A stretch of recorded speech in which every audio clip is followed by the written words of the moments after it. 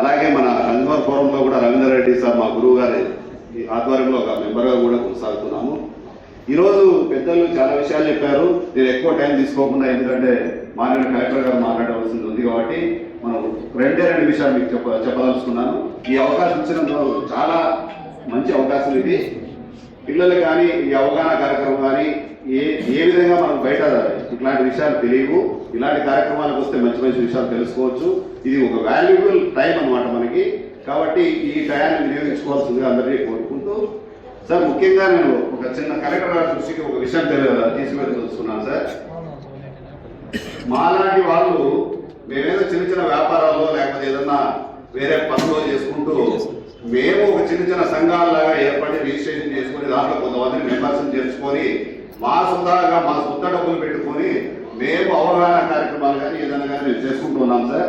కానీ మా దృష్టిలో ఉన్నటువంటి అవినీతి కానీ ఏదైనా కానీ ఎక్కడైనా కానీ ఇప్పుడు ఇందాక చెప్పినట్టు సోదరులు చాలా చెప్పారు. మన రైతుల విషయంలో కానీ ఎక్కడన్నా కానీ పెట్రోల్ బంకుల్లో కానీ బియ్యం స్టోర్లలో కానీ ఇవన్నీ విషయాల్లో కూడా ఎక్కడ అవినీతి జరిగినా ఎక్కడ తప్పు జరిగినా మేము సుధారణగా జిల్లా అధికారులకు వాళ్ళ దృష్టికి తీసుకోవడానికి మేము ప్రయత్నం చేస్తున్నాం సార్. కానీ ఒక చిన్న పొరపాటు ఉంది సార్. ఇక్కడ జిల్లా అధికారులు కానీ ఎవరైనా కానీ సంబంధించిన మేము ఫోన్ చేస్తే ఇది మా పరిధిలోకి రాదు, ఇంకోరి పరిధిలోకి వస్తుంది అనడం ఏదన్నా. మేము సామాన్యులము, మేము ఉద్యోగస్తులు కాదు సార్. మాకు లక్షల జీతాలు రావు. మేము ఫ్రీగా మా జేబులో డబ్బులు తీసుకొని మేము ఖర్చు పెట్టుకొని మేము మీ దృష్టికి తెచ్చినప్పుడు మాకున్న బాధ్యత మీకుంటుందా? మేము ఒక బాధ్యతగా తీసుకున్నాం. సమాజంలో అవినీతి జరుగుతుంది సార్, ఎక్కడ ఉంది మాకు తెలియక మీకు ఫోన్ చేస్తే మీరు తెలియజేయాల్సిన ఆవశ్యకత మీకు ఉందా లేదా అని మేము అడుగుతున్నాం. ఈరోజు ఈ విషయం మేము కలెక్టర్ గారి దృష్టికి కూడా తీసుకెళ్తున్నాం. మాకేముంది సార్, మేము సామాన్యులం, మేము ఉద్యోగస్తులు కాదు, లక్షల జీతాలు రావు మాకి. నేను ఒక జనరల్ స్టోర్ నడుపుతున్నా. నేను జనరల్ స్టోర్ నడుపుకొని సమాజంలో అవినీతి గురించి మాట్లాడాల్సిన అవసరం నాకేముంది? అధికారులకు ఫోన్ చేయాల్సిన అవసరం నాకేముందంటే నేను కూడా పౌరుడు, నాకు బాధ్యత ఉంది కాబట్టి నేను చేస్తున్నా. ఈ బాధ్యతను దయచేసి జిల్లా అధికారులందరికీ నా మనవి సానుకూలంగా స్పందించండి. పొరపాటున మీకు కాకుండా మేము వేరే వాళ్ళు ఫోన్ చేసినా మాకు సరైన సమాధానం ఇవ్వండి, సరైన గైడెన్స్ ఇవ్వండి. ఫలానా చూడకపోతే మీ సమస్య పరిష్కారం అవుతుందని చెప్పండి, మేము కూడా సంతోషిస్తాం. మీకు తెలిసిన విషయాలు మీరు చెప్పుకోకుండా ఉంటే మేమేం చేయగలం? మా వంతు మేము కృషి చేసినప్పుడు మీ వంతు మీరు కృషి చేయగలరా? చిన్న విషయం మేము రిక్వెస్ట్ చేస్తున్నాం, ఇది పెద్ద విషయం కాదు. ఇందాకనే మా సోదరి మన ఎవరో చెప్పారు, స్టోర్లలో బియ్యం వేయడం లేదు, కంది బ్యాగ్ రావడం లేదని. నేను దీని గురించి ఇదే స్టోర్ డీలర్స్ గురించి గతంలో కొన్ని వేల కేజీలు 2,17,000 కేజీలు అనంతపురంలో ఒక నెలలో మాయమని ఇదే విషయంలో గత 4 నెలల నుంచి పోరాడుతున్నా.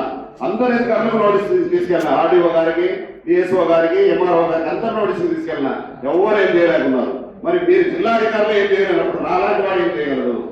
ఈ విషయం ఇప్పుడు కలెక్టర్ గారు మేము మెమరాండం కూడా ఇవ్వదలుచుకున్నాం. ఇదే విషయం కాదు, ఈ గ్యాస్ గురించి కూడా నేను మెమరాండం ఇచ్చాం అన్న డిఎస్ఓ గారికి.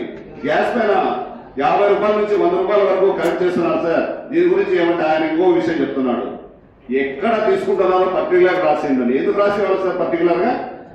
అన్ని డిపార్ట్మెంట్ అన్ని ఏజెన్సీలు తీసుకుంటున్నాయని చెప్తున్నాం కదా, మళ్ళీ పర్టికులర్ గా ఒక ఏజెన్సీ మీద ఎందుకు రాసేవాళ్ళం? మేము మీ దృష్టికి తెచ్చున్నదే మా బాధ్యత. మేము ఒక పౌరుడుగా మీ దృష్టికి తీసుకొచ్చినప్పుడు మళ్ళీ పర్టికులర్ గా ఎందుకు రాసేవాళ్ళం? మేము ఫలానా ఏజెన్సీనే తీసుకుంటామని అన్ని ఏజెన్సీలో మేము చెప్తున్నాం. అన్ని ఏజెన్సీలు తీసుకున్నప్పుడు మీరు బాధ్యత కదా మీది, దాని మీద చర్య తీసుకోలేరా? ఎంక్వైరీ చేయలేరా? మరి అన్ని రేషన్ స్టోర్లలో ఈరోజు 2 కేజీలు 3 కేజీలు తక్కువ వస్తున్నాయి, దాని మీద చర్య తీసుకోలేరా? తూరికల కొత్తలు సార్ ఫ్రీగా పెట్రోల్ సార్ కూడా మొన్న పెట్రోల్ దాని గురించి నేను ఒక ఇది చేస్తే సానుకూలంగానే స్పందించారు సారు. కానీ నేను ఏమంటున్నా అంటే పర్టికులర్గా ఇచ్చి వాళ్ళతో మేము శత్రుత్వం చేసుకోవాలా?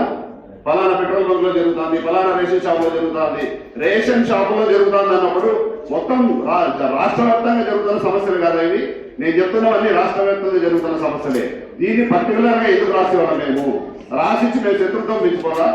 మా ఎదురు పెట్రోల్ బంక్ లో జరుగుతుంది అన్నప్పుడు ఆ పెట్రోల్ బంక్ ఓనర్కి నాకు శత్రుత్వం అయితే నేను నిలబడగలనా? ఆ పెట్రోల్ బంక్ ఓనర్ కోటీశ్వరుడు ఏంటాడు, నేను సామాన్య ఏంటాడు, నేను నిలబడగలనా? నాకు ఎవరు రక్షణ ఇస్తారు? సార్ దయచేసి మీకు అందరికీ ఒక మంచి రిక్వెస్ట్ చేస్తున్నా. ఎక్కువ టైం తీసుకోదలుచుకోలేదు కాబట్టి ఇందుకు పెద్దలు ఉన్నారు. ఇంకా మాట్లాడదలుచుకుంటే చాలా విషయాలు మీ దృష్టికి తీసుకురావాల్సి వస్తుంది. కలెక్టర్ గారు మీ దృష్టికి ఇప్పుడే మెమరాండం కూడా ఇస్తాం సార్. దయచేసి మా మనవి స్వీకరించండి. ఇది మేము సమాజంలో జరుగుతున్నటువంటి అవినీతిని బయట రావడానికి మాలాంటి సామాన్యులు ప్రయత్నిస్తుంటే మీలాంటి జిల్లాధికారులే మాకు సపోర్ట్ చేయకపోతే మేము ఎవరికి చెప్పుకోలేము సార్. దయచేసి మీరు సహకరిస్తే ఇలాంటి విషయాలు ఇంకా చాలా ఉన్నాయి సార్, మీ దృష్టికి తీసుకొస్తాము. దయచేసి ఈ అవకాశం ఇచ్చినటువంటి పెద్దలందరికీ, ఉద్యోగస్తులందరికీ, పిల్లలందరికీ నా కృతజ్ఞతలు.